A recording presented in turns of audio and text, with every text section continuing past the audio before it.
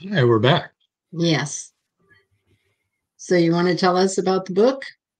Sure. Our book's the name of it is called A Chance of a Ghost. Um, and we wrote it, or we're writing it. We're almost done with it. Um, and Danny and Maria, they moved their family from Tampa to the outskirts of Magnolia Bluff. They found a 150-year-old old Victorian mansion, um, and they spent the last year and a half renovating it. It had been abandoned for years.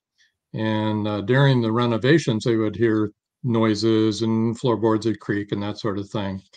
And they didn't think a whole lot of it until their son woke up screaming one night that there was a shadowy man at the foot of his bed. And so Danny immediately called his cousin in Tampa.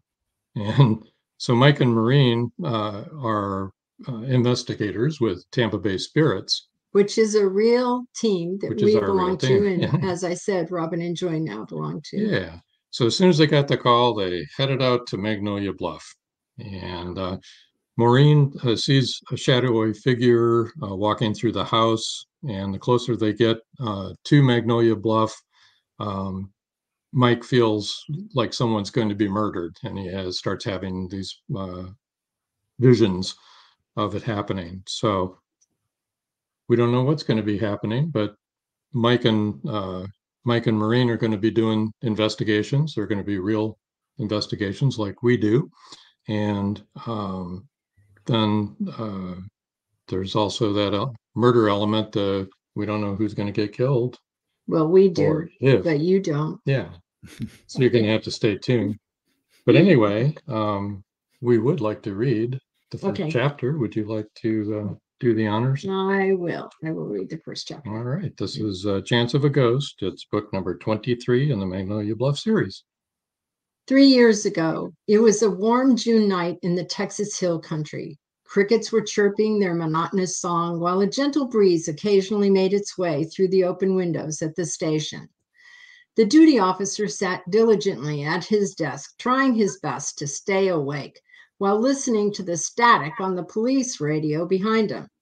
He never looked forward to his turn in the barrel, watching over the sleepy little town of Magnolia Bluff during the night shift.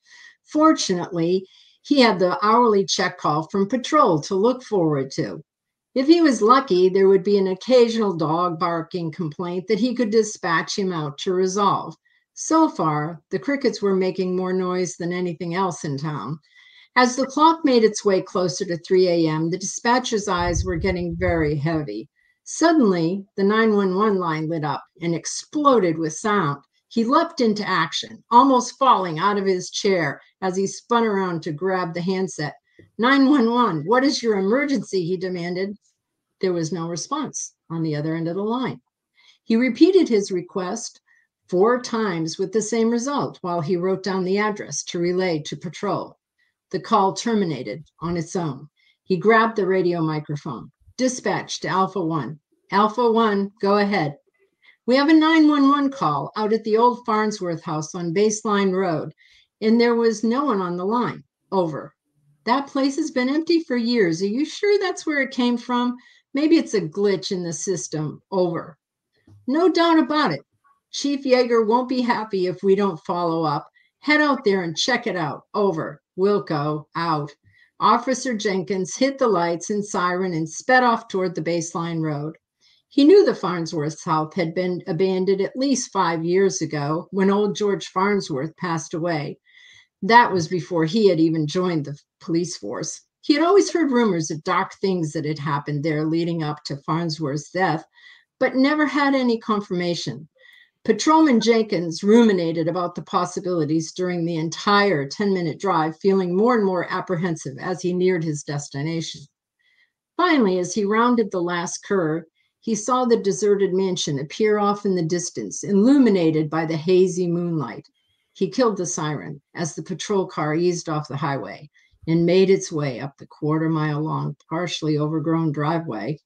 About halfway to the house, the patrolman slammed on the brakes. He rubbed his tired eyes as he stared intently at the massive house in front of him. 30 seconds ago, he could have sworn that he saw a light coming from a partially boarded up window in a front room and a shadow passed by before it. Then it all went dark again. It was as if someone was walking around in the dark with a candle. Now it was totally dark. He killed the lights on the squad car as he sat for a few minutes, waiting for the light to reappear through the window. He felt beads of perspiration form on his forehead and thought to himself that maybe he should call for backup. After 5 more minutes of deliberation, he dismissed that idea and decided to pull in the driveway the rest of the way and investigate on his own. He left the car running as he climbed the grand stairway up to the massive front porch. The door was locked, solid, with no signs of forced entry. Jenkins pounded on the door several times. "Officer Jenkins, did you call for help?" No reply. "Hello, I'm responding to a 911 call. Do you need help?" He pounded on the door once again. "Is there anyone in there? Are you injured? Do you need help?" Silence.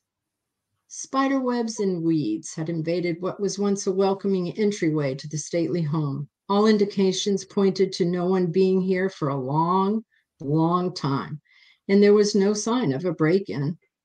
Officer Jenkins went slowly and cautiously around the entire perimeter of the house, checking to make sure all the doors were locked and that all the windows were secure. There were no sounds except for the crickets and an occasional owl hooting in the trees nearby. There were no lights to be seen except the beam from his flashlight. No indication of anyone injured or endangered. No sign of any teen's misadventure going awry. No sign that anyone could have made a 911 call from this address. There was no one there but him. Returning to his car, he radioed back to dispatch and reported his status. Dispatch concurred that he should head back to town. Breathing a sigh of relief, Jenkins turned the car around. As he started forward, he glanced in his rearview mirror. A gray face with sunken, empty eyes stared back at him from the rear seat. Slamming on the brakes, he jammed the car into park and leapt out, drawing his revolver, and opened the back door. The back seat was empty. Officer Jenkins wasted no time getting back in the car.